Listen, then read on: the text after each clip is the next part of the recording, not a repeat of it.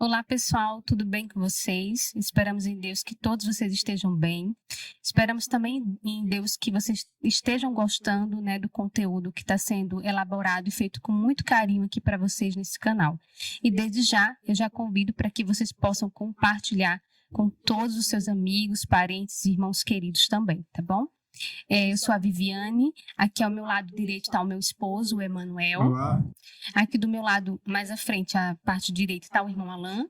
olá a todos. E aqui à minha frente está a minha querida irmã Daniele. Olá. Esperamos em Deus que vocês gostem de mais esse tema, tá bom? E tá convidados, sejam bem-vindos mais uma vez aqui nesse podcast. Vamos lá? Vamos orar agora? Oremos. Pai querido, graças damos ao Senhor por nos conceder mais um dia de vida. Agradecemos ao Senhor pela oportunidade de estarmos aqui reunidos entre amigos e irmãos para estudarmos a Tua Santa Palavra. Ó Deus, purifica a nossa mente, o nosso coração, que o Teu Espírito ele possa operar a Tua vontade em nossas vidas, para que o Teu nome seja glorificado e mais almas possam conhecer o Teu Evangelho através das nossas vidas. Ilumina nesse momento os olhos do nosso entendimento. Envia os Teus anjos para nos auxiliar. É o que nós te oramos e desde já te agradecemos. Em nome do Senhor Jesus. Amém. Amém. E hoje qual vai ser o tema, Emanuel? Então, como prometido, né, no podcast anterior, como a gente encerrou, a gente vai falar sobre ainda está dentro do assunto que é o título Folhas de Figos ou Vestes de Justiça. Hoje a gente vai abordar mais detalhadamente o que seria essas vestes.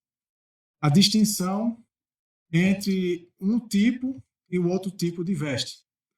O que significa na Bíblia? Né? Embora a gente já tenha abordado, a gente tenha falado, mas é bom a gente provar com a Bíblia. Então a gente vai ler alguns versos que são bem objetivos e diretos relacionados a esse tema, a esse tópico, a essa ilustração, que são as vestes.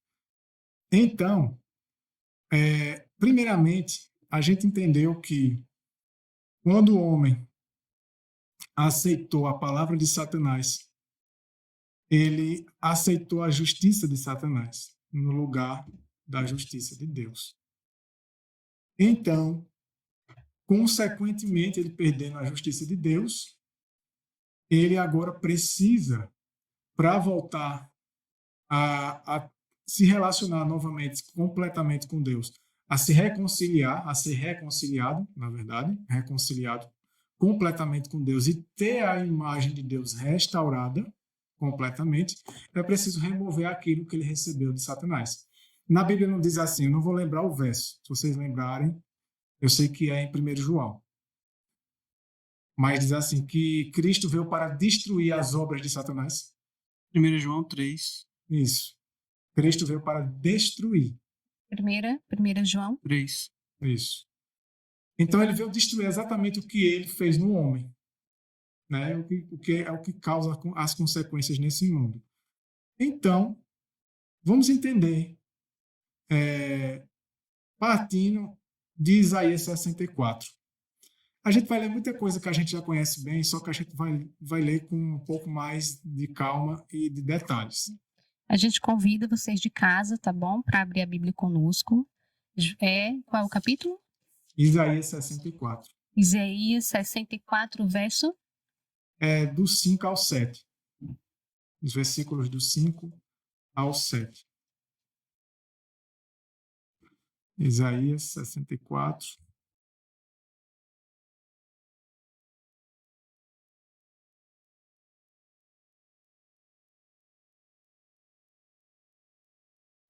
Do 5 ao 7. Veja. Embora o foco é mais no versículo 6, mas o versículo antes e o versículo depois, ele ajuda a entender algumas coisas. Veja.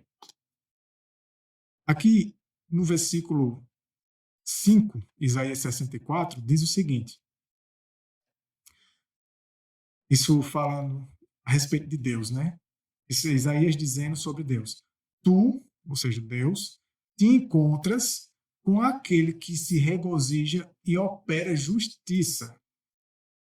Interessante isso, né? Tu te encontras. Deus tem um encontro com aquele que se regozija e opera justiça. Aquele que se lembra de ti e em teus caminhos. Agora veja o que ele diz depois. Eis que tu estás furioso. Por quê? Porque nós temos pecado.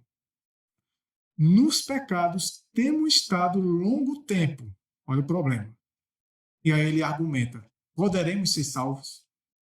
Por que ele argumenta se poderemos ser salvos? Porque não tem como sermos salvos no pecado, vivendo voluntariamente no pecado. E quanto mais tempo fica no pecado, pior vai ficando. Né? Pior vai ficando, né? A pessoa vai se endurecendo mais ainda. E o poder do pecado tornar-se-á mais forte que o poder da vontade. Isso. Os hábitos vão piorando. E aqui a gente deve também entender que não é porque Deus não quer salvar. É porque o indivíduo ele vai recuando cada vez mais aos apelos do Espírito. Né? O Espírito vai tentando ajudar a pessoa e a pessoa vai recusando. Ele convida ao arrependimento, mas é nós quem decidimos. A pessoa não vai recusando. Aí no verso 6, tem um verso clássico, uma informação clássica, que é o que vai ser abordado bastante nesse estudo da gente. Diz assim, todos nós, porém, somos como uma coisa impura. Todos, né? Uhum. Todos. E todas as nossas justiças são como trapos imundos. Olha, todo mundo sabe disso. Só que aqui existe um equívoco que alguns cometem. Qual é esse equívoco? É aplicar esse trechinho aqui em particular, todas as nossas justiças são como trapos imundos, inclusive a prática da verdadeira justiça, né, que é o resultado da obra de Cristo no homem. E aí é como se a gente até essa justiça tratasse como um trapo imundo. E por isso muitos dizem, tá vendo, não adianta. Não precisa a gente obedecer. Só que aqui está dizendo todas as nossas justiças, né? A justiça própria. E a gente já estudou isso até aqui, né? Quem estiver assistindo esse vídeo, quem tiver acompanhado os anteriores, vai entender que aqui está se tratando da justiça própria. Eu queria também aproveitar aqui logo, né? Convidar vocês, caso vocês ainda não tenham visto os outros vídeos, para que vocês possam ir lá no canal assistir. É muito importante para que possa ficar mais claro para vocês esses assuntos, tá bom? É muito importante que vocês assistam, porque assim vocês vão ter um norte, vão ter uma clareza maior desses assuntos. O Viviane também, não só assistir na forma em ordem cronológica, né? Mas quando for compartilhar também, Isso. Compartilhar em ordem cronológica, porque cada assunto, cada estudo, eles vão se encaixando. É como se fosse um quebra-cabeças que a gente está montando. Exatamente. A gente percebe que a gente está fazendo, num a gente pega uma parte, no outro a gente já está dando a continuação, né? Então foi muito bom. A pessoa vai ficar sem entender certas coisas e pode acabar interpretando errado. Então, pessoal, fica atentos a isso. Assistam na ordem cronológica, que vai ser muito importante para vocês, tá bom? Quer falar mais alguma coisa? Não, pode ir. Então, veja. Aqui diz assim, ainda no verso 6, né? Depois que ele fala que a nossa justiça própria, nossas justiças são trapos imundos diante de Deus, porque estão contaminadas pelo pecado, ou seja, afetadas, né? Pelo pecado e influenciadas por Satanás, né? E são fruto de egoísmo. E continua dizendo, e todos nós iremos murchar como uma folha, e nossas iniquidades com o vento nos tem arrastado. E no verso 7 diz, não há ninguém que invoque teu nome, que mova a si mesmo a agarrar-se a ti, que comova a si mesmo a agarrar-se a ti. Porque tu tens escondido tua face de nós e nos tem consumido, por causa das nossas iniquidades. Vocês perceberam que no verso 5, no verso 6, fala muito das iniquidades, dos pecados? Isso. Então, você vê a relação entre o trapo imundo, entre a justiça própria e o pecado. O pecado. Né? É consequência, né? A justiça própria do homem, o justificar-se a si mesmo, é afetado pelo pecado, né? É Exatamente. consequência do pecado, né? E também é pecado, é transgressão da lei. E a transgressão é consequentemente, automaticamente vai levar você a estar pecando contra Deus, E a porque gente você não se pode, recusa. e a gente não pode esquecer esse detalhe. É essa iniquidade, é esse pecado que tem feito cada vez mais o quê? Nos afastarmos de Deus, né? O pecado, ele afasta-nos de Deus. E sem falar que aqui é dito que nossa justiça, não é a justiça de Cristo, que Exatamente. produz a boa obra. Uhum. Não é isso?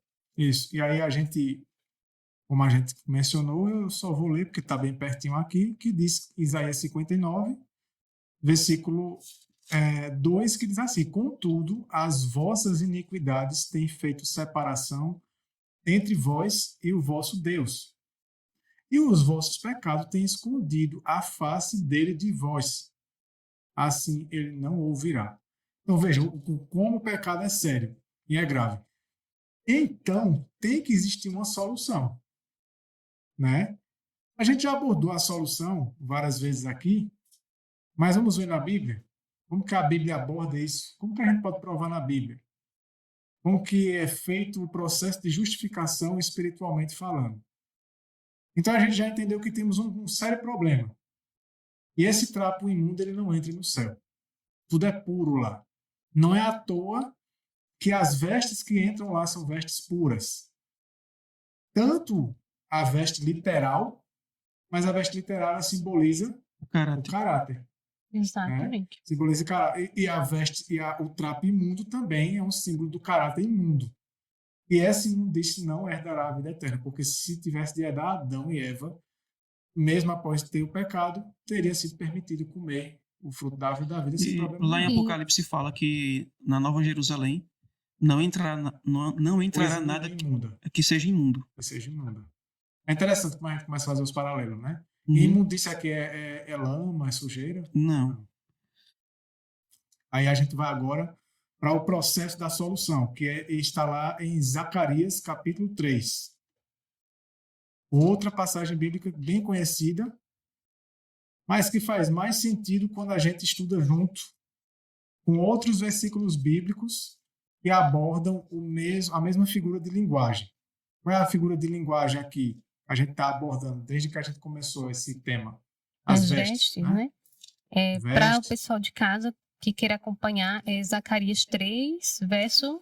É Zacarias 3, do versículo 1 ao 7. Do versículos 1 ao 7. E aí a gente vai abordando aqui, comentando os detalhes, as aplicações para a nossa vida. Essa passagem do 1 ao 7, ela exemplifica, é uma visão mostrando como que é a justificação pela fé, espiritualmente falando, né? Como que é a justificação pela fé. Vamos lá, então. No versículo 1 diz assim: e ele me mostrou Josué. Isso é Zacarias dizendo que Deus mostrou a ele esse sumo sacerdote, né? Posicionado diante do anjo do Senhor, e Satanás de pé, à sua direita para se lhe opor. Então, o que é que Satanás estava fazendo? Satanás estava acusando o sacerdote, o sumo sacerdote, né? E quem seria esse anjo aqui? Cristo. Exatamente. Miguel. Ele com Miguel, né? E aí a gente já entende, né, sobre essa questão de Cristo como Miguel. Então, no verso 2, diz assim: e o Senhor disse a Satanás. Essa aqui é a outra prova de que esse anjo é o próprio Jesus Cristo. Porque o Senhor aqui está no maiúsculo. E disse: o Senhor disse a Satanás, o Senhor te repreende. Ou seja, se fosse Deus Pai, ele não diria o Senhor te repreende, ele diria eu te repreendo. Não faria sentido nenhum. Uhum. Então é um Senhor dizendo que o outro Senhor vai Repreendeu. repreender Satanás. E continua dizendo: o Senhor que escolheu Jerusalém te repreenda. E aqui diz assim: não é este um tição tirado do fogo, ou seja, ele não foi salvo por um triz, né? Por muito pouco, salvo que pelo fogo, né? Passou pelo fogo, mas foi salvo. E diz no versículo 3. Agora aqui é que entra a questão que a gente está abordando, né? essa temática das vestimentas, né? Onde a gente identifica o que é uma vestimenta impura e o que é uma vestimenta pura, que cada uma representa uma qualidade de caráter. Diz assim, no verso 3, ora, Josué, vestido de roupas sujas, estava de pé diante do anjo de Deus, né? Diante do anjo. Josué vestido de roupas sujas, que poderia ser o mesmo que trapo imundo. Por isso que é bom a gente ler primeiro Isaías, para a gente poder já identificar, fazer o paralelo. E assim dá para fazer uma comparação e chegar a um... Isso, a gente já identifica que está se tratando do mesmo símbolo, né? A mesma tipologia. No verso 4 diz assim, então ele respondeu e falou aos que estavam diante dele, dizendo, quem é esse ele? É o anjo, né? Que a gente entende ser Miguel, Jesus Cristo. Diz assim, Jesus pede para os anjos fazer isso. Tirai estas roupas sujas dele. E a ele lhe disse, ao sumo sacerdote, eis que fiz a iniquidade passar de ti, e te vestirei com outra vestimenta. Aqui a gente já entende como é o processo da justificação. Outra vestimenta, né? Ou seja, quando Cristo perdoa, ele não só declara o perdão. Embora o simples fato dele declarar o perdão, o poder da palavra dele purifica aquilo que está impuro. Por quê? Porque é muito óbvio, veja como é lógico. Para um indivíduo ser de fato perdoado por Cristo, ele só vai perdoar aquele que de fato se arrependeu. E o arrependimento é influência do próprio Espírito. É Deus quem leva o homem ao arrependimento. É Ele quem arranca, né, o arrependimento do homem. Quem extrai essa decisão do homem se arrepender profundamente. Logo, o homem só se arrepende daquilo que ele entendeu que é errado e que ele não quer mais na vida dele. Ô, Emanuel, deixa eu ler só esse verso, só que noutra versão, que diz assim, ó, versículo 4. O anjo tomou a palavra e disse aos que estavam diante dele, tirem as roupas sujas que ele está usando. E a Josué, ele disse, eis que tirei de você a sua iniquidade, e agora o vestirei com roupas finas. Amém. Então, tirar as vestes imundas significa Cristo remover da sua vida os teus pecados e substituir pela justiça dele. Agora, um ponto aí. Esse remover faz com que o ser humano não faça parte dele e que espere que Deus faça tudo. Porque o que é que acontece no nosso meio? É das pessoas dizer assim, mas quando Cristo voltar, eu não vou ser mais pecador. Não é isso que comentam entre nós hoje, né? E é como se fosse praticamente um ato involuntário, né? Exatamente. É como se Cristo determinasse aquilo, vou remover, sem que houvesse uma decisão. Sim. E uma renúncia da pessoa. Isso, por isso que eu faço, né? Por isso que eu faço essa pergunta. Cristo, certo, ele vai remover, ele vai fazer a parte dele. E o ser humano? Vai a parte do ser humano. Aí a parte do ser humano está em Apocalipse 3. Eis que estou à porta e bato. Se alguém ouvir a minha voz e abrir a porta, entrarei em sua casa, cearei com ele e ele comigo. Amém. Então quando Deus... ele entra... Ele remove a sujeira e substitui pela sua justiça. Ele precisa permanecer dentro da permanecer casa. Dentro. Porque se não permanecer, o que é que acontece? Vem um demônio que foi expulso, e traz mais vê 7. a casa limpa e vazia, sem a presença de Cristo, e traz mais 7, e o estado da pessoa é pior do que no começo. Então, aqui é bem claro, exatamente isso que a Alan leu aí, que essa é uma tradução diferente que deixa bem mais explicada. Como Viviane perguntou, primeiro, para que isso seja feito, é porque o homem já se arrependeu de verdade, né? Já houve um trabalho prévio pelo próprio Espírito Santo. Então, já foi arrancado dele essa decisão de, então, entregar o pecado dele, de confessar, né? O pecado com o objetivo, o intuito e a disposição de abandonar. Porque aí, para que essa decisão seja tomada, é necessário o poder de Deus junto da vontade humana.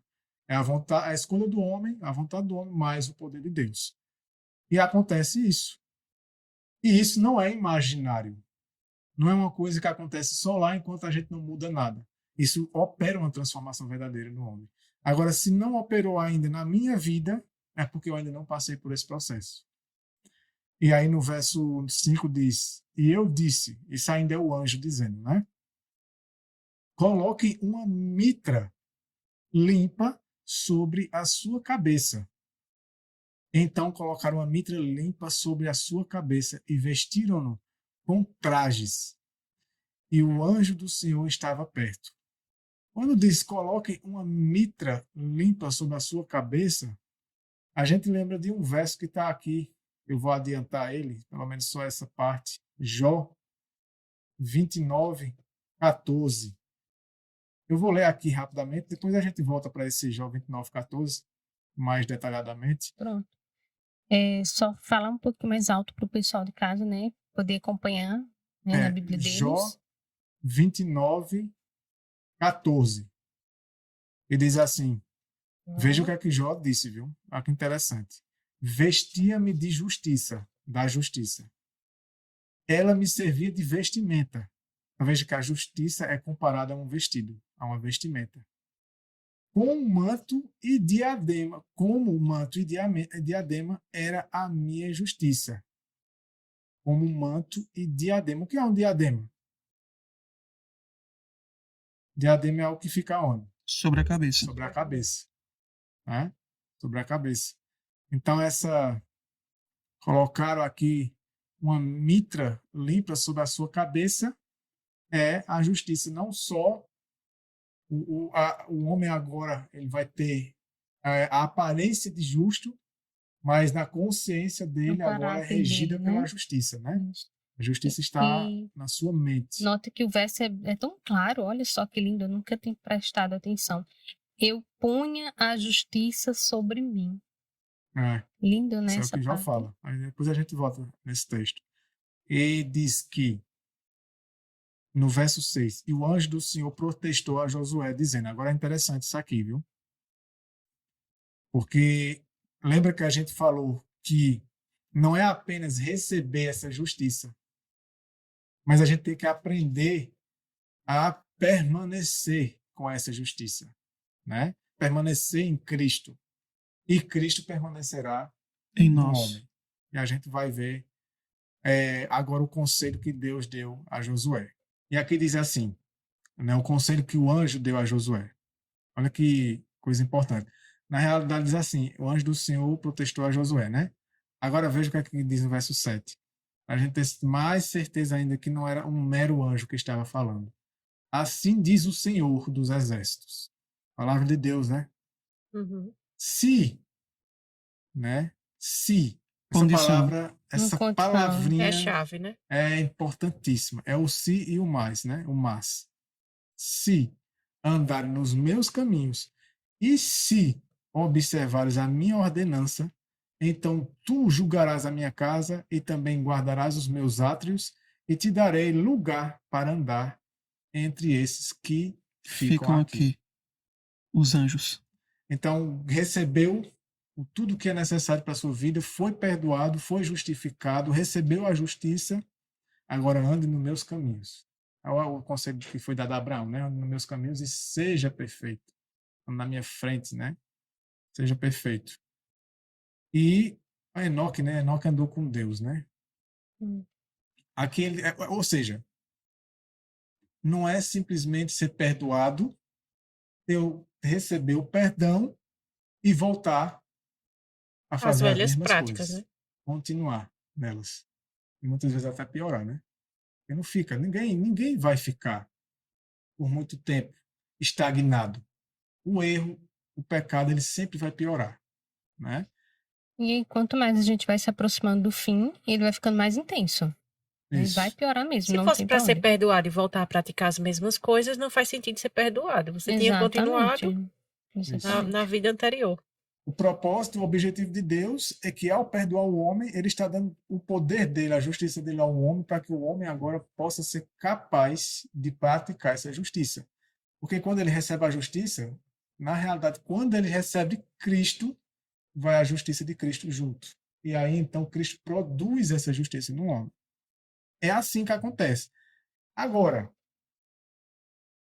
vamos ver alguns versículos da Bíblia, um pouco aqui, um pouco ali, né? para ajudar a gente a entender melhor isso, né? A gente entender mais detalhadamente. Primeiramente, quem é a justiça? Jeremias 23, 6, né? Jeremias 23, 6. Um verso muito conhecido, né? Outro verso bastante conhecido. E ao acontecer isso que aconteceu com Josué, o homem ele não está recebendo uma simples veste. Ele, na realidade, está recebendo a Cristo e sua justiça. Uhum. Porque aqui em Jeremias 23, 6, diz assim, versículo 6, nos seus dias Judá será salvo e Israel habitará a salvo. E este é seu nome, pelo qual será chamado o Senhor nossa justiça. Tem tradução que diz Senhor justiça nossa. Quem é esse Senhor? Se você Cristo. ler o verso 5, você vai ver que está falando do renovo justo que iria surgir. É Cristo. Então, ele, primeiramente, ele é a nossa justiça. Primeiramente, primeiro ponto, né? A justiça ela não vem por si só. Ela primeiro temos que receber a Cristo. É Ele quem vai fazer a justiça dele em nós. Por quê? Porque Cristo ele precisa habitar no coração do homem, para que então o caráter dele seja restaurado. O homem não vai produzir justiça por si só. E em Gálatas 3, 27, diz, Gálatas capítulo 3, versículo 27. Eu vou ler nessa tradução aqui que eu coloquei no PowerPoint. Está aqui. Gálatas capítulo 3, versículo 27. Agora a gente vai ver alguns detalhes de como é que isso acontece na prática. Porque todos vocês que foram batizados em Cristo, de Cristo se revestiram. Olha que interessante. Então, aquela veste pura que Josué recebeu era Cristo. Simbolizava Cristo. Era símbolo de receber a Cristo e ele habitar na carne do homem, no coração humano, né? Se revestiram. Essa palavra se revestir é quando você tira uma coisa para colocar outra. Se reveste. Em Romanos 13, 14, Paulo de novo. Paulo diz assim, Romanos capítulo 13, versículo 14. Capítulo 13. Romanos capítulo 13, versículo 14. Veja a linguagem, preste atenção. Se não vai se harmonizar como quebra-cabeça de todo esse tema que a gente vem abordando desde o último podcast. Mas revistam-se. Revistam-se, se você tirar o revistam-se. Então, mais uma vez, é como se estivesse falando de uma vestimenta do Senhor Jesus Cristo. E o que mais? E não façam nada que venha a satisfazer os desejos da carne. Olha que interessante. Então, é para isso que o homem é revestido de Cristo. É para isso que o trapo imundo é removido e então recebemos a Cristo e sua justiça. Para quê? Para não mais satisfazer os desejos da carne. Por quê? Porque agora existe um poder superior ao poder da carne. Então, a justiça de Cristo, ela nos capacita a sujeitarmos ao domínio da nossa vontade as tendências da carne. As tendências da carne. Então, quando eu voluntariamente cedo aos desejos da minha carne, isso significa que eu não estou com a justiça de Cristo. Isso. E caso tenha recebido, como a gente vai ler lá em Ezequiel mais para frente, está pegando essa justiça e jogando fora. E voltando a pegar o trapo imundo de volta. É aquele texto, né? Que diz que o porco volta para o lamaçal. Então volta a sujar-se no pecado. Exatamente. Se encaixa perfeitamente bem, né, esse texto. Isso. Mais alguns versículos para nos ajudar. Veja.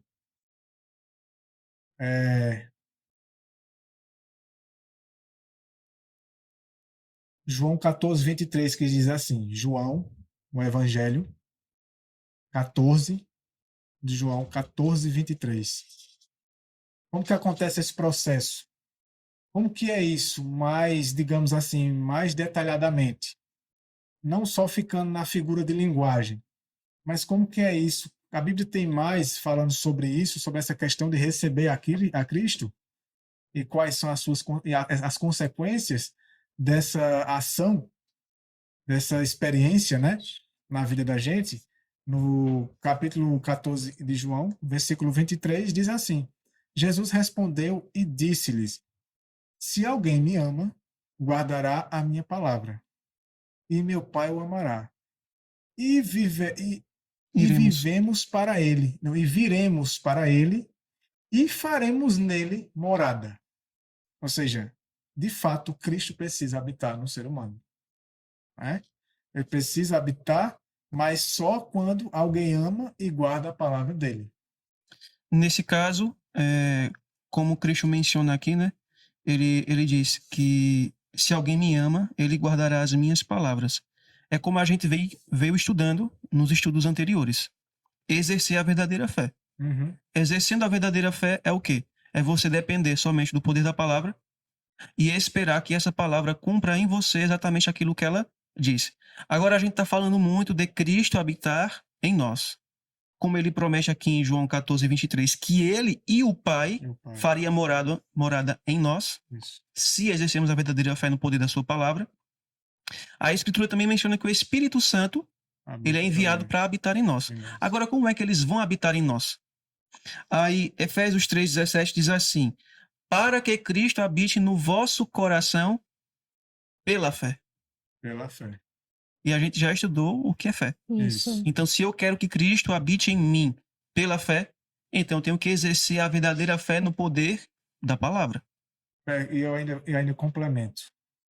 Quando que o indivíduo sabe que Cristo está habitando nele? É quando ele começa a chorar, se emocionar, falar coisas estranhas, ter êxtases, sentir, a gente corre muito esse risco de querer sentir, ter o sentimento. Como que eu sei? Eu quero Cristo. Quando Cristo estiver habitando no coração do homem, o homem praticará as mesmas obras que ele. Exatamente. Praticou. É ter a mente de Cristo, né? Como é prometido. Os pensamentos e os sentimentos dele. O que é que a gente vê muito hoje no nosso meio? A doutrina do emocionalismo.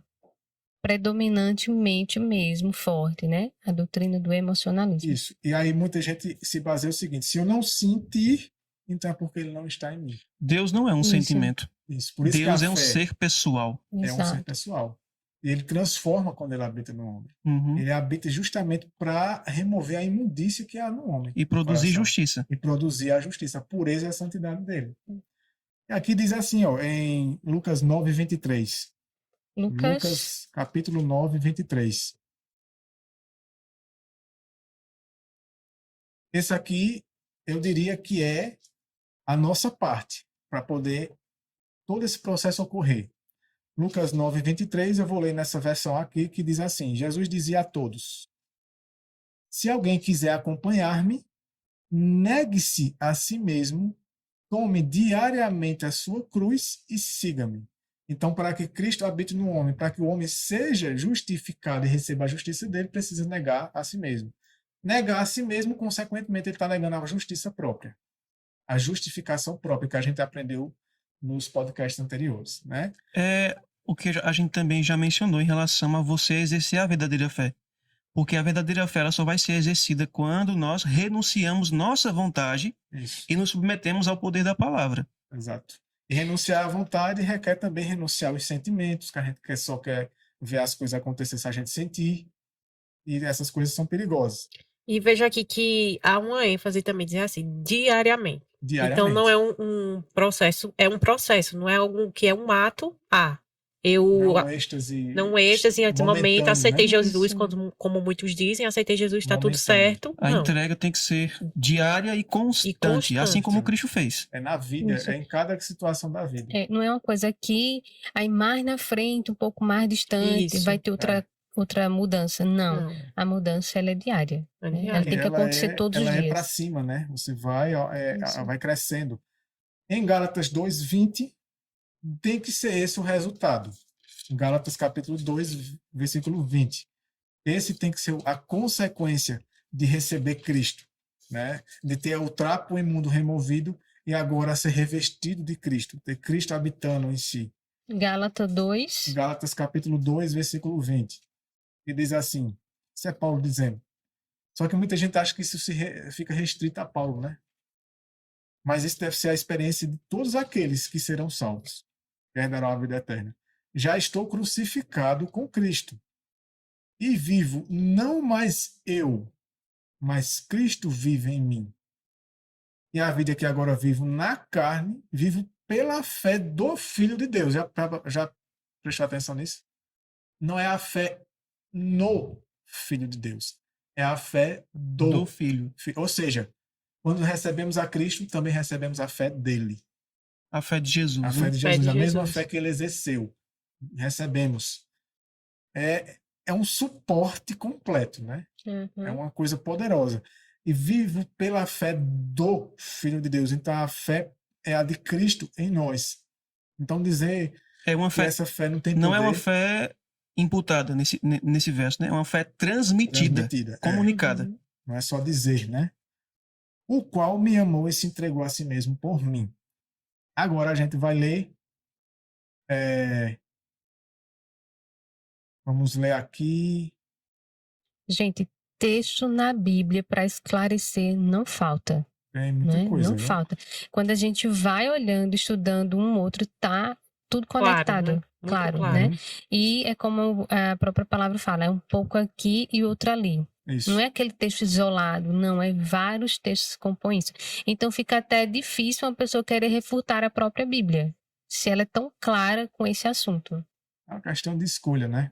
Exatamente. As pessoas preferem ouvir aquilo que é agradável. É o que a falsa fé produz. É resultado. Quer substituir a palavra de Deus pela palavra humana. Como é mais agradável. Estudamos no podcast passado,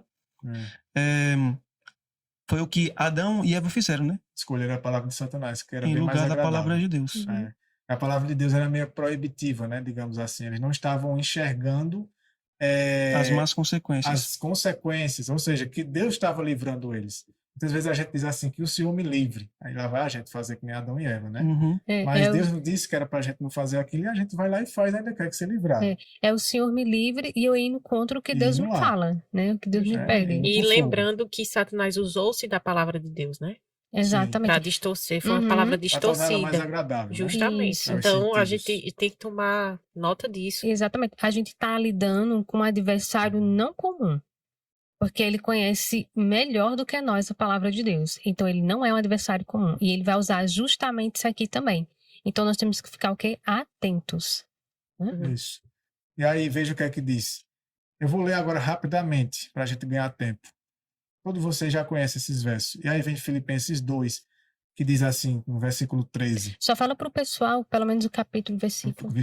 Filipenses capítulo 2, versículo 12 e 13, que diz: desenvolvam a sua salvação com temor e tremor, porque Deus é quem efetua em vocês tanto o querer como o realizar, segundo a boa vontade dele. Então é a partir daí que Deus começa a realizar o querer e o realizar na nossa vida, né? E aí vem João 15:5, que diz assim: quem permanece em mim e eu nele, esse dá muito fruto. Aí tem que permanecer, né? Porque sem mim nada podeis fazer. Agora, se o contrário disso aqui, ele disse: sem nada você pode, e com pode todas as coisas. Tudo posso em Cristo que me fortalece. Amém. É interessante como as pessoas até usam essas palavras: sem Cristo a gente não pode nada, e ainda continuam não podendo, e elas não percebem. E se não estão conseguindo é porque Cristo não está no coração, não está habitando. Não está atuando, a pessoa, né? Tem orgulho de dizer que tem Cristo no coração, mas não está realizando a vontade de Deus. Agora, veja o que é que diz. Essa aqui vale a pena todo mundo abrir. Efésios capítulo 4. Não que esses outros versos que a gente não leu não sejam importantes. Efésios. Mas aqui é muito forte. Efésios capítulo 4, versículos do 22 a 24. Aqui entra mais diretamente, de novo, na questão da vestimenta. E aí, como é que é isso? O que é que Deus está querendo dizer de tirar o trapo imundo? Na prática, aí a gente vai ler uma sequência agora, entre Efésios 4 e Colossenses 3.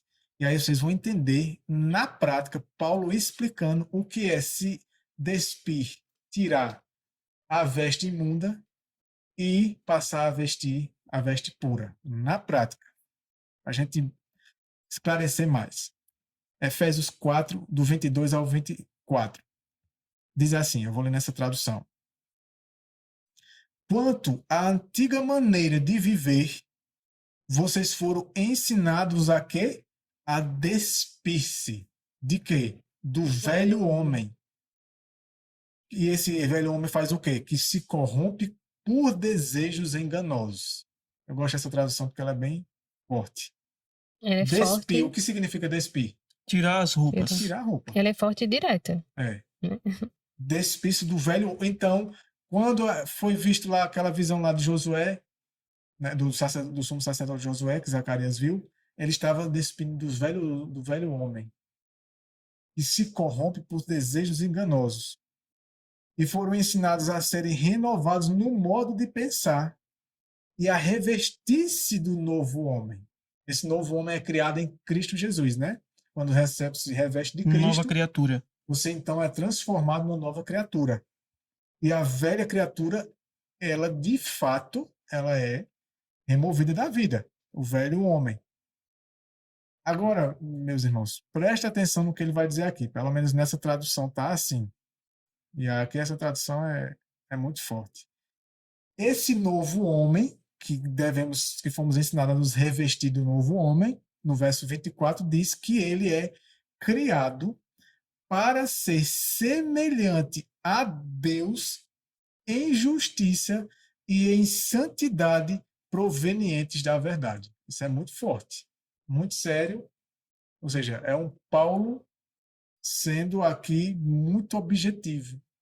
Sim. Deixando bem claro, olha, para você saber se de fato você é um novo homem, então fique na sua mente que o novo homem, a prova de que o indivíduo ele se revestiu do novo homem, de Cristo, é quando ele for semelhante a Deus em justiça e em santidade, que vem da verdade.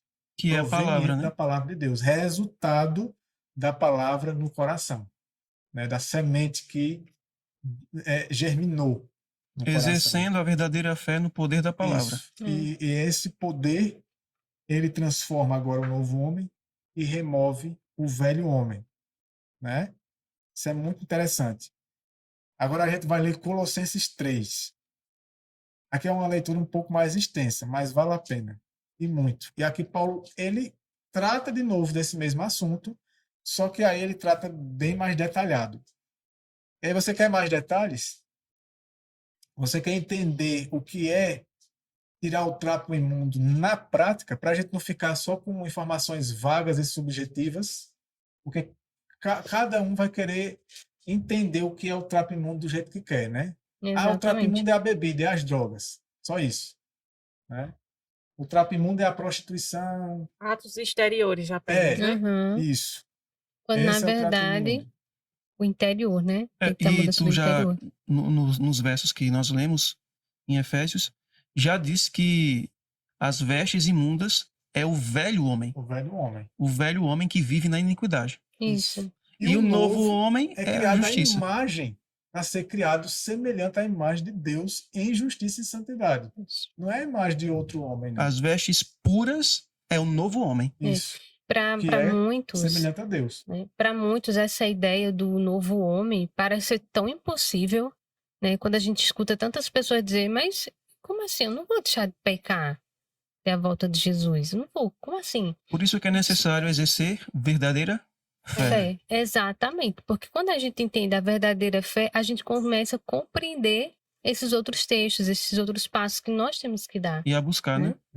Isso. E aqui em Colossenses 3, como que é isso? Mais detalhadamente, mais profundamente. Colossenses 3. Colossenses, capítulo 3, versículos do 5 ao 12. É um pouquinho extenso. Mas vale a pena, né? Vale a pena. Preste atenção. Deixa eu ver se eu consigo fazer isso aqui, porque a leitura ela é extensa. Pronto. Vamos lá. Eu vou ler aqui nessa versão, porque tem uns umas palavrinhas que ficam mais fácil de entender. Mas ela não distorce as traduções mais fiéis. Diz assim no verso 5. Preste atenção. Portanto, façam morrer tudo que pertence à natureza terrena. O que é essas coisas que tem que morrer? Imoralidade sexual, impureza, paixões, isso tudo é genérico. Qualquer tipo de paixão, qualquer tipo de impureza, qualquer tipo de imoralidade sexual, maus desejos, qualquer tipo de mau desejo, e a avareza. E a avareza é o quê? Além do que a gente entende ser a avareza. Idolatria. É idolatria. Né? O que é a avareza? Tirando essa informação da idolatria. Amor ao dinheiro. Isso. Adoração a Mamon. É uma idolatria. Uhum. E a gente pode ampliar essa avareza, essa idolatria? Vamos supor, que não fosse somente o dinheiro. Tem como? Tem outra idolatria a mais? Amar os bens materiais. Isso. Amar os bens materiais, amar o luxo, amar a ostentação. A ostentação, exatamente. No verso 6. Por quê? Paulo disse que essas coisas têm que morrer. Façam morrer essas coisas que pertencem à natureza terrena. Por quê? No verso 6. Por causa destas coisas é que vem a ira de Deus sobre os filhos da desobediência. Então, você quer receber a ira de Deus? Não. Acho que ninguém quer. Mas se essas coisas não saírem da vida, vão receber. No verso 7. Vocês também andaram nessas mesmas coisas no passado. Então não é para continuar nessas coisas. Quando viviam nelas. Aí no verso 8. Agora, porém, esse porém dele é ele dizendo, não é para ser assim. Abandonem igualmente todas estas coisas. Aí ele acrescenta mais coisas. Ira, a raiva, né? Indignação, maldade, tudo aqui é genérico. Ou seja, todo tipo de maldade, todo tipo de indignação e de ira, blasfêmia. E aí a gente deveria estudar essas coisas profundamente, né? Linguagem obscena no falar. No verso 9, não mintam uns aos outros, uma vez que vocês se despiram da velha natureza com suas práticas. Entenderam? Se despir é o quê? Tirar as vestes sujas. Tirar as vestes. Se despiram da velha natureza com suas práticas. Então, vai também as práticas junto. Uhum. Não é uma coisa imaginária, sentimental, receber a nova veste, a veste pura, e ser removida a veste impura.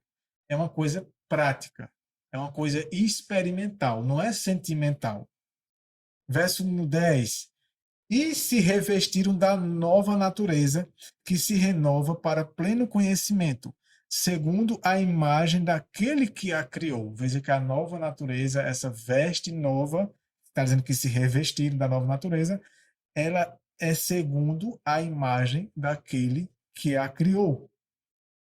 E aqui ele diz no verso 11 que não pode haver nem grego, nem judeu, e nenhum tipo de classe. Mas Cristo em tudo é tudo e em todos.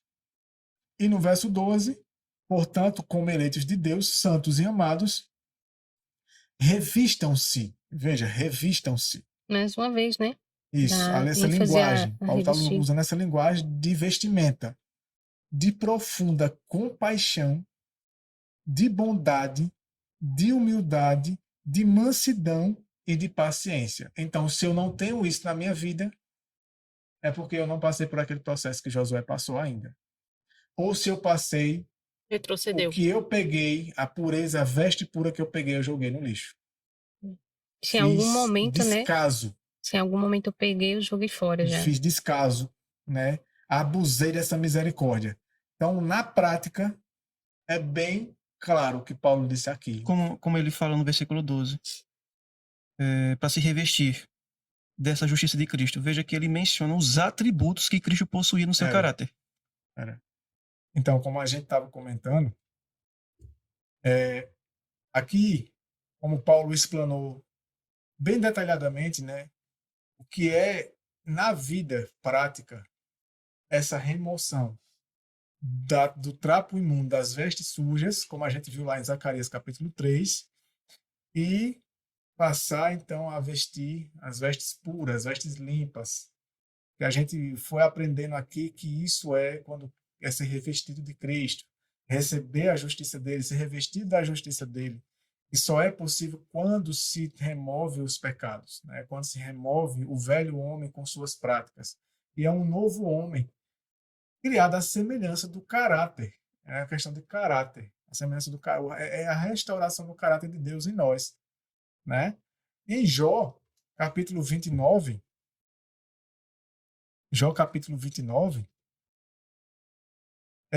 a gente viu Paulo falando que o homem novo ele é revestido de profunda compaixão, de bondade, de humildade, de mansidão, de paciência, ou seja, os atributos do caráter de Cristo.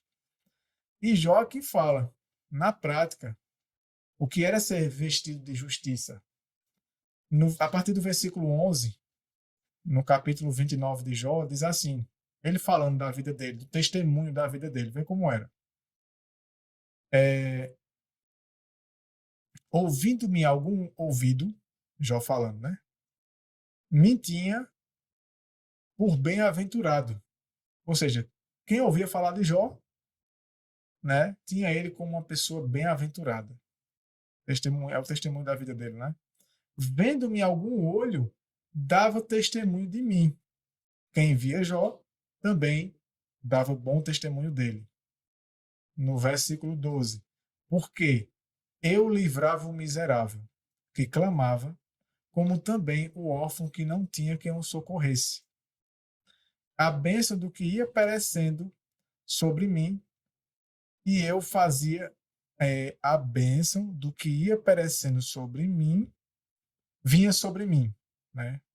Corrigindo. A bênção do que ia perecendo vinha sobre mim, e eu fazia que rejubilasse o coração da viúva. Isso tudo porque no verso 14 ele diz, vestia-me da justiça, e ela me servia de vestimenta. Como manto e diadema era a minha justiça. Tudo isso que ele praticava era consequência da justiça de Cristo nele. Ele está vestido dessa justiça, né? Então você vê esse paralelo entre praticar, né, esses atos de justiça, de misericórdia e amor, que eram devido a Cristo habitar no coração dele, que a gente viu que só é possível quando Cristo habita no coração do homem, e quando é removido o mal do homem, né? Ele diz no verso 15, eu me fazia de olhos para o cego, de pés para o coxo. Dos necessitados era pai, e as causas do que eu não tinha conhecimento inquiria com diligência. Era a mesma vida que Cristo viveu. As atitudes, a maneira como Cristo tratava as pessoas, a maneira como ele lidava com o ser humano. Isso era estar vestido da justiça. Né? Ele refletiu o caráter do modelo. Quem é o modelo para nós? Cristo Jesus. Isso. É isso que era ser vestido da justiça de Cristo, né?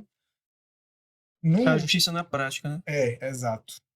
Então, por isso que no capítulo 1, verso 1, né?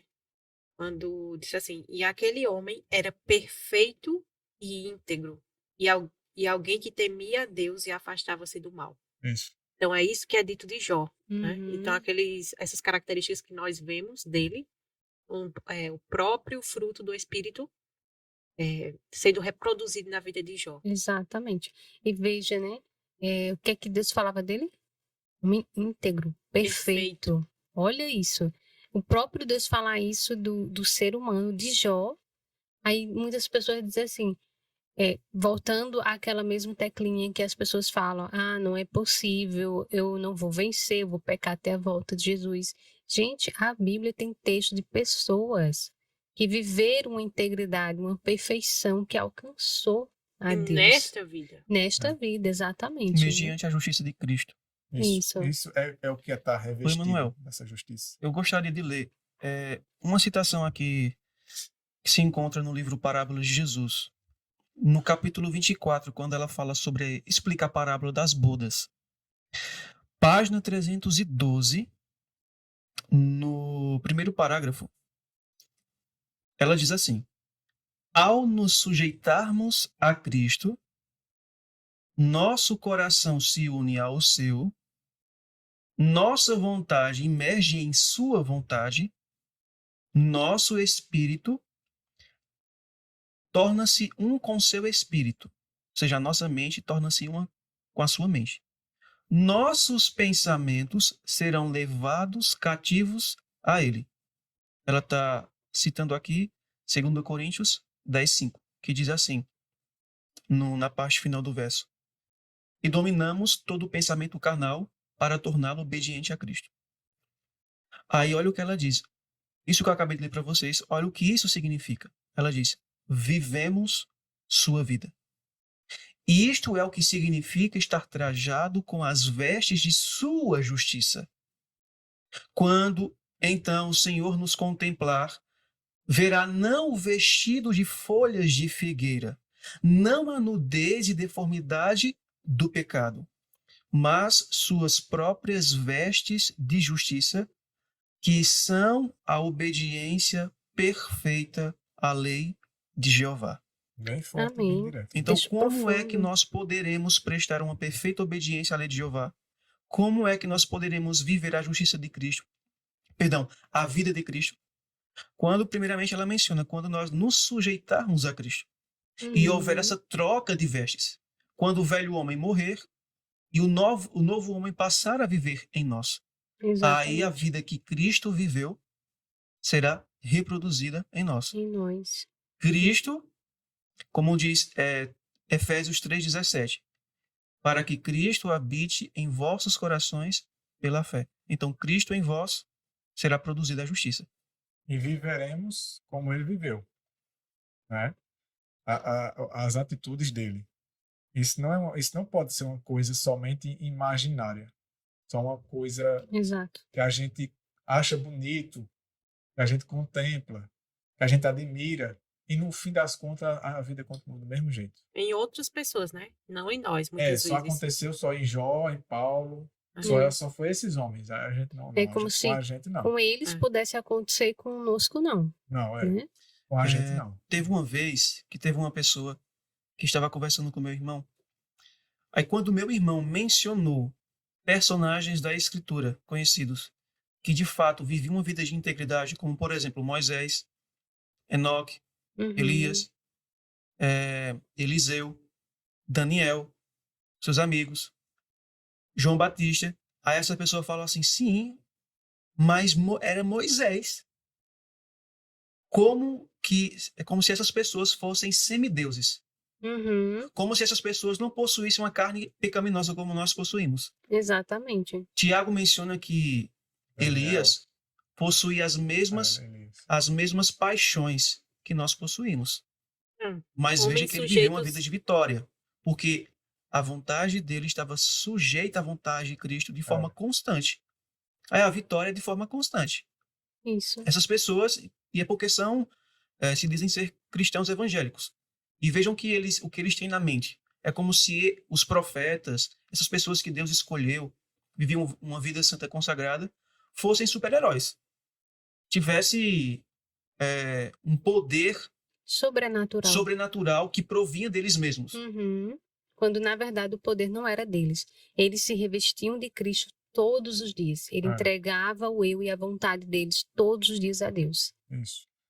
E eu finalizo aqui com os versos que eu trouxe, que Apocalipse 19:8. Acho que muita gente conhece. Apocalipse 19:8. E diz que, nessa tradução que eu trouxe, porque o linho finíssimo, essa vestimenta pura, essas vestes puras, são os atos de justiça dos santos. Atos de justiça dos santos. Vai ter tradução que diz que são as justiças dos santos. Ou seja, quando recebemos esse linho finíssimo, essa veste pura, então a vida muda completamente. E o indivíduo passa a experimentar isso e viver na prática essa justiça. E caso isso não esteja acontecendo na vida, é porque o indivíduo não recebeu isso, ou recebeu e não quis seguir em frente com o que recebeu, né? a Uhum. justiça que recebeu. Em 1 João 3,7, aquele versículo que eu acho que é importante a gente repetir ele várias e várias vezes, diz: Filhinhos, ninguém vos engane. Quem pratica justiça é justo. Justo. O justo é aquele que pratica a justiça. Assim como ele é justo. Ou seja, como modelo, Cristo. Né? Então, o tipo de justiça que deve ser praticada, aqui está falando de prática, não está falando apenas de aceitação, né? Somente de consentimento, assentimento. Não. Prática, obediência prática, justiça praticada como Cristo praticava, da Exatamente. mesma maneira. O Por quê? Porque segredo tá vem aí. dele. Se vem dele, vai ter os mesmos resultados que teve na vida dele. E o que são, na prática, essa justiça que a gente tanto fala?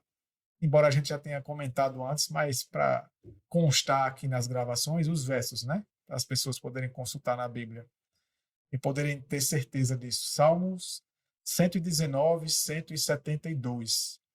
Embora a gente entenda que a nossa justiça é Cristo, essa justiça venha dele, mas ela vai se manifestar de que maneira? Na Prática. obediência. Na obediência. E como que eu posso saber como é isso na prática? Além do que a gente viu Paulo falando, viu na vida de Jó.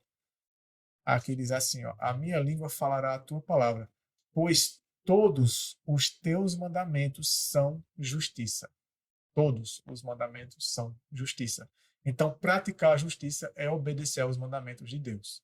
Ter Cristo habitando no homem levará o homem a obedecer a todos os mandamentos de Deus. É só assim que o homem poderá obedecer aos mandamentos da maneira certa, com o propósito certo, né? Incluindo o sábado aqui. Uhum. Né? Então é isso. Bem, então eu gostaria de fazer um breve comentário. Eu quero mostrar uma imagem aqui para vocês em nossa TV. Geralmente essa imagem ela é comumente utilizada para ensinar como funciona a justificação pela fé. Como é que Cristo ele imputa a sua justiça, como é que ele cobre o pecador com as suas vestes. Geralmente a gente vê isso. Aqui nessa ilustração nós vemos dois personagens, né? Um simboliza Cristo com vestes puras que representam a sua perfeita obediência à lei de Deus que ele prestou aqui na terra. Ele desenvolveu um caráter perfeito, formou um caráter perfeito por prestar essa perfeita obediência. Só que nós temos também um outro personagem, que seria nós, pecadores, representando os pecadores. Cristo vestindo com as suas vestes puras, vestes que ele mesmo criou, esse pecador que está trajado de vestes impuras. Só que, como Emmanuel já explicou, como nós lemos lá em Zacarias capítulo 3, lá em Zacarias capítulo 3 menciona que quando Cristo fala a Josué e fala aos anjos, Cristo dá uma ordem. Ele diz assim, tirem as vestes impuras dele. Eles vão lá e tiram. E Cristo diz assim, olha, essas vestes que eu tirei de você são os seus pecados que eu estou tirando de você, tirando da sua vida.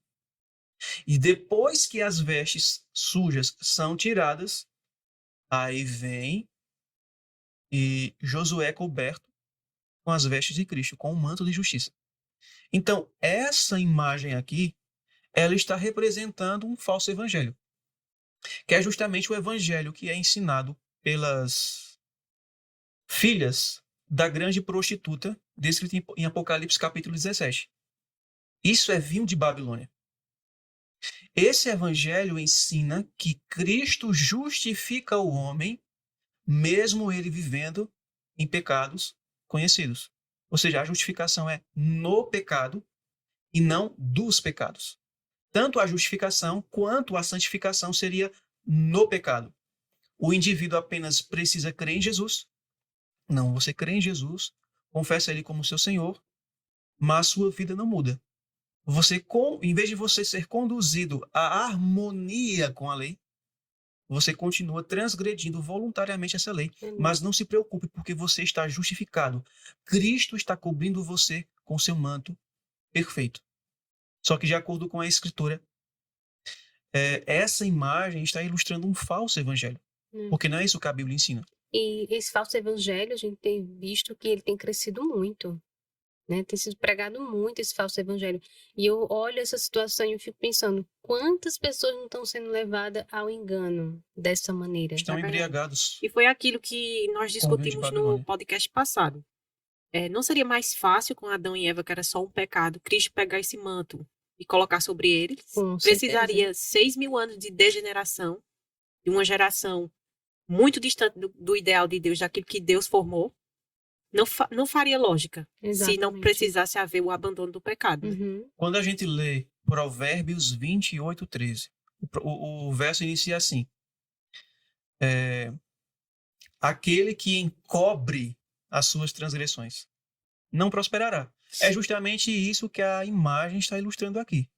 Cristo, nesse caso aqui, é apenas uma imagem ilustrativa. É como se Cristo estivesse cobrindo Uhum. os pecados voluntários do pecador, Exato. fazendo justamente o contrário que está registrado em Provérbios 28:13. Sim. Aquele que encobre as suas transgressões não prosperará, mas o que confessa e abandona Isso. alcançará a misericórdia. Exatamente. No caso, essa imagem representa aquelas pessoas que têm aqueles pecados ainda que não estão sendo confessados, não estão sendo abandonados, mas que mesmo assim ainda querem ter a justiça de São Cristo. os pecados acariciados. Né? Isso. E aqui, Exato. pegando o gancho, quem foi que fez isso, encobriu o pecado e foi expulso da presença de Deus? Satanás. Também. Adão. Em Jó, quem quiser anotar, Jó, capítulo 31, versículo 33. Versículo, assim, daqueles que você tem que cavar fundo para encontrar. Jó, A gente tem falado muito no podcast anterior sobre a situação de Adão e Eva, né? Uhum. E abordando nessa temática da justificação pela fé. E acabou que a gente não passou esse versículo, mas isso é muito interessante. Diz assim, Jó, isso é Jó, no Jó, capítulo capítulo 31, versículo 33. Jó mencionando Adão no sentido de se ele tivesse feito a mesma coisa de Adão, aí sim, ele merecia passar pelo que ele está passando. E o que foi que Adão fez? Segundo Jó. Olha que interessante. No verso 33. Se eu encobrir as minhas transgressões como Adão, ou seja, Adão encobriu as transgressões dele, e esconder a minha culpa no meu coração, acatar a culpa, né? Reter a culpa. Então, Jó disse aí, então eu mereceria passar pelo que eu estou passando. Ou seja, ele mencionou Adão, dizendo que foi isso que Adão fez. E não foi o que a gente aprendeu, estudou, isso. de que ele reteve a justiça própria, Uhum. reteve a culpa, não quis confessar, ele quis encobrir, usando a veste de figo, né? Simbolicamente. Aquilo ali é símbolo de quando a gente quer encobrir, quer justificar-se a si mesmo. Né? É como se a gente dissesse, não, Senhor, eu resolvo meu problema. Preciso do Senhor, não. Eu sei Sempre- resolver meu próprio problema. Isso, sempre nós inclinados a querer fazer do nosso jeito, Isso. né? Então, Quando é isso que ensinam. Né? Então, aqui ainda diz que foi Adão quem fez, aqui agora estão dizendo que é Jesus quem faz. Justamente. pior pior ainda, ainda. pior ainda, E atribuir a Adão ainda digamos assim, favorável, ainda é ainda aceitável. favorável. É o homem depois da queda, né? Agora dizer que Cristo faz isso. Aí vejam o que diz a Pena Inspirada, no livro Mensagens Escolhidas, volume 1, página 366, primeiro parágrafo.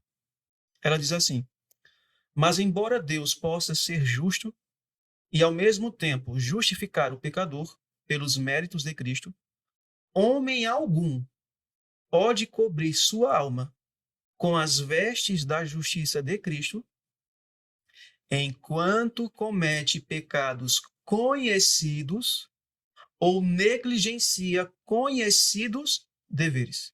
Então, de acordo com essa citação, não existe justificação no pecado voluntário. Nós sabemos que Deus ele não leva em consideração o tempo da ignorância. Se eu cometo pecados por ignorância, que são os pecados involuntários, né? São os pecados por ignorância, cometo sem saber. Pecados inconscientes. Não está consciente de que ali é Justamente. errado. Eu não sei que aquilo é errado. Então, se eu faço, então eu não estou sob condenação, eu não sou culpado e não estou sob condenação, porque eu faço sem saber. Uhum. Agora, quando eu cometo pecados conhecidos, voluntários, eu sei o que é errado, mas mesmo assim faço, a justiça de Cristo não é uma capa para encobrir esses pecados. É isso que ela está Exato. dizendo. Aí, no livro O Desejado de Todas as Nações, página 388, terceiro parágrafo, ela diz assim: a justiça de Cristo não é uma capa para encobrir pecados não confessados e não abandonados. Então, se eu sei, por exemplo, a maneira correta de como observar o sábado, mas eu observo da minha maneira, então esse pecado que eu cometo, que é um pecado conhecido, Deus ele não vai justificar, porque Exatamente. eu não confessei e não abandonei. Muitos até confessam, pedem perdão, Isso. mas permanecem cometendo o pecado. E dizem que Constantemente. estão justificados, que estão salvos e que a justiça de Cristo vai cobrir eles. Não vai cobrir. Eu tenho um verso muito forte aqui para apoiar isso, na Bíblia, para a gente Fala aí para fortalecer essa nós, ideia. fala o capítulo e fala o versículo. Gálatas capítulo 2, versículos 17 e 18. Gálatas capítulo 2, versículos 17 e 18. Vai harmonizar mais ainda, vai fortalecer essa ideia, vai cooperar com essa ideia. Gálatas 2. Versículos 17 e 18. E diz assim, preste atenção. Porém, se enquanto procuramos ser justificados por Cristo, nós mesmos também formos achados pecadores, por acaso seria Cristo o ministro do pecado? Ele mesmo responde, de forma alguma. Ele ainda diz no verso 18, se torno a construir as coisas que eu destruí, eu faço de mim mesmo um transgressor. É que ele está querendo dizer, se eu volto para o vômito, se eu volto... Jesus Cristo veio destruir as obras de Satanás. Uhum. Então, se ele destrói a amargura em mim, a ira, o egoísmo, e eu retorno a isso de novo, ele está dizendo aqui, Cristo é ministro do pecado. Vocês acham que Cristo vai justificar vocês para vocês permanecerem no pecado? Foi para isso que vocês acham que ele morreu? Para poder perdoar e vocês permanecerem no pecado. Ele está dizendo de forma alguma. Então, Paulo diz, escrevendo aos Hebreus, justamente nesse contexto dito por você. Porque se pecamos voluntariamente, depois de termos recebido o conhecimento da verdade, já não resta mais sacrifício pelos pecados. Né? Então aqui Paulo ele é bem claro, né? Se pecarmos Voluntariamente. Isso. Já consciente. Depois Né? de termos recebido o conhecimento da verdade, já não resta sacrifício pelos pecados. Ou seja, Paulo está ensinando aqui que não existe justificação quando nós vivemos voluntariamente no pecado. Aí, finalizando a citação do Desejado de Todas as Nações, página 388, terceiro parágrafo, ela diz assim, a justiça de Cristo não é uma capa para encobrir pecados não confessados e não abandonados. É um princípio de vida que transforma o caráter e rege a conduta. Então, quando nós confessamos e abandonamos os pecados, nós estamos fazendo a entrega do nosso eu a Cristo. As nossas vestes estão sendo tiradas e estamos recebendo a veste de Cristo. E isso vai operar uma transformação no caráter e vai reger minha conduta. E como tu leu em Gálatas capítulo 2, Cristo ele não é ministro do pecado. Ele não vai produzir pecado em mim. Ele não é cúmplice. Ele não é cúmplice do pecado. Ele vai produzir apenas justiça. Aí vejam só. No livro Fé e Obras, página 26, segundo parágrafo, a pena inspirada diz assim: a doutrina que ensina a liberdade pela graça para transgredir a lei é uma ilusão fatal. Todo transgressor da lei de Deus é um pecador, e ninguém pode ser santificado enquanto vive em pecado conhecido. Nem podemos ser justificados no pecado, e nem podemos ser santificados nos pecados voluntários, nos pecados conhecidos. Texto forte e esclarecedor. Uma vez que a santificação é o quê? O que é que significa a palavra santo? Separado. É. Então, não posso estar no processo de santificação enquanto eu estou em pecado. Então, uma Uhum. coisa, junto do pecado. Isso é excludente. Uma coisa exclui a outra. Exato. Ou eu estou no processo de santificação ou de degeneração.